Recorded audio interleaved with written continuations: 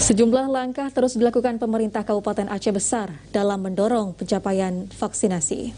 Selain sosialisasi akan pentingnya vaksin COVID-19, kini langkah tegas pun dilakukan bagi aparatur sipil negara di pemerintahan setempat yang enggan menjalani vaksinasi. Camat di Kabupaten Aceh Besar dituntut untuk turut melakukan sosialisasi terkait pentingnya vaksin dalam mencegah penyebaran COVID-19. Sosialisasi diharapkan dapat menangkal berbagai kabar bohong atau hoaks terkait kehalalan dan keamanan vaksin yang kini beredar luas di sosial media. Langkah ini diharap dapat meningkatkan kepercayaan masyarakat sehingga bersedia ikut serta dalam berbagai program vaksinasi yang terus gencar dilakukan.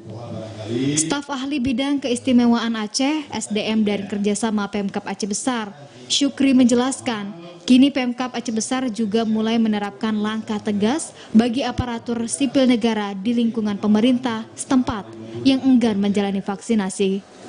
Artinya tidak diakui lagi bagian daripada pegawai kontrak Pemda Aceh Besar.